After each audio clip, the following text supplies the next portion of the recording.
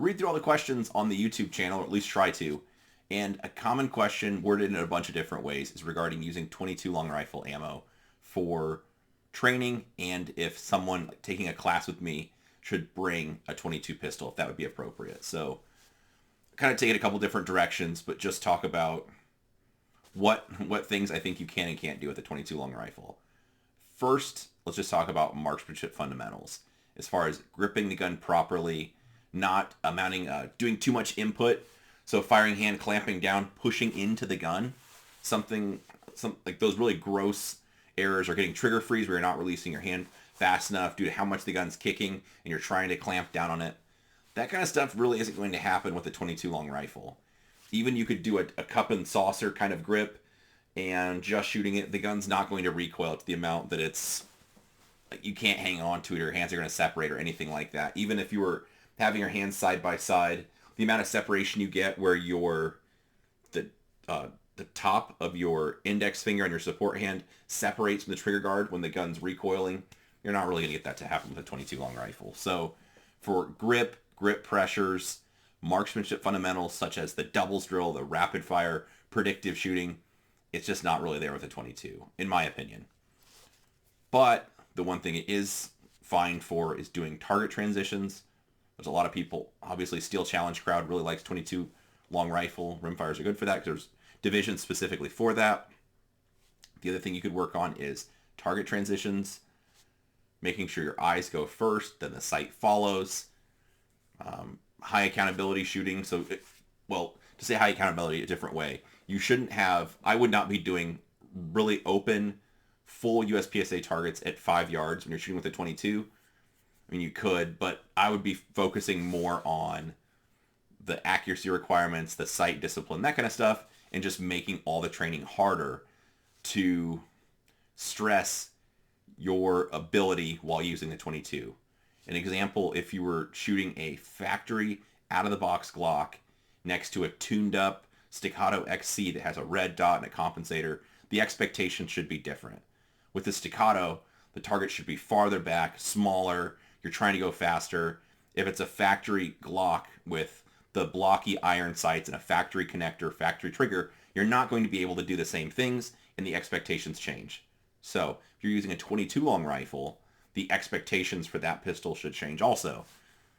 Farther targets, smaller targets, pushing down on the speed, everything should be a higher amount of what you consider to be a high score or higher expectation, just based on the fact the gun doesn't recoil at all, and it's just going to be waiting on your eyes. But it's tough to recommend somebody to actually do a long amount of training with this. I used to use I shot a CZ SP01 for quite a while. Like when they were very first in country, I think maybe 3 of them. Really liked the gun, and CZ made a unit called a Cadet. So it was a top end with a slide and barrel that just went on the CZ 75 pattern guns. Had their own 22 magazines that happened to fit the same pouches or fit in the magazine well of the full-size SP01 or 75. So at the time, there was a big difference where 22 ammo was a penny a piece or maybe a cent and change. Maybe it's 2 cents around, something, not very much. And 9mm at the time was, I'm dating myself, I think the 100 round value packs were something like $10 a piece. So at that time, the 22 ammo was probably a tenth of the price. It was a big price difference in how much the ammo cost. Nowadays, if you're getting good 22 ammo, I think it's probably closer to half the cost. I'm dating this a bit, but ammo, let's say it's 10 cents a round probably for 22, and 9mm is probably 23, 24 cents a round, so it's only half the cost.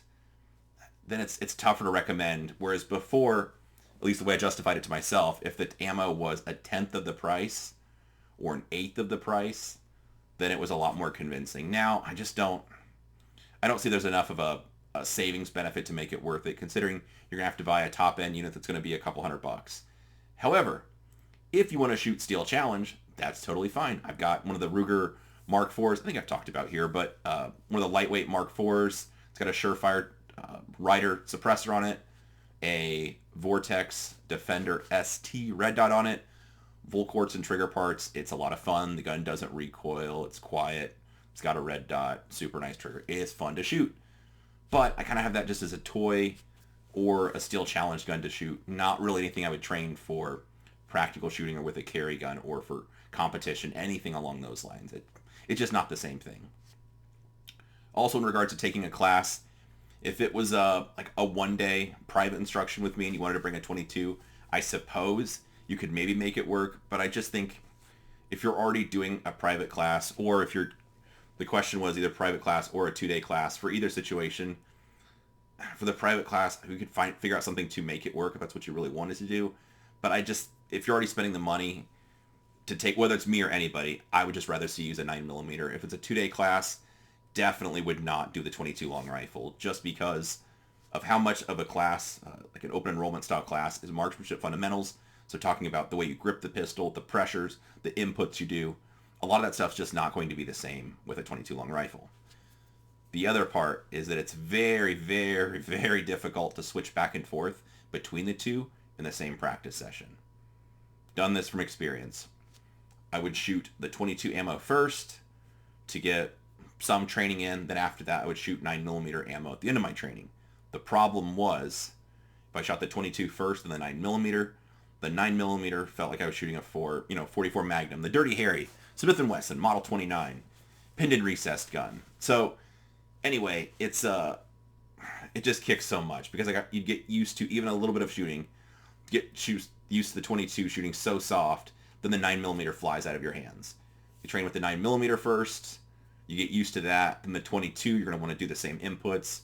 It's not going to have as much giddy up. It feels weird, and it'll take you a couple hundred rounds to get used to that, which could be enough money that you could have just bought more 9mm. So from my perspective, unless it's just a fun target shooting kind of day or a fun day, I don't think it's easy to mix the two because of how much differently they feel.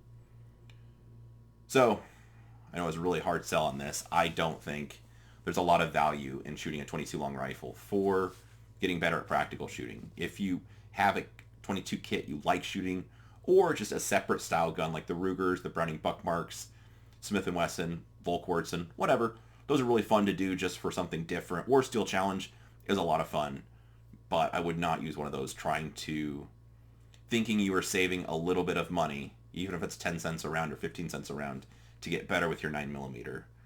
I would just dry fire more and just be very, very diligent and very deliberate with the 9mm rounds I am shooting, very conscious of how I'm allocating my ammo. I don't know. Like I said, 22 ammo just isn't cheap enough for me to want to train with it a lot unless it's something for fun. So, let me know what you think. Maybe you disagree with me, but if so, drop it down in the comments. You're supposed to like, share, and subscribe, I guess, if you want. That's what I got for you.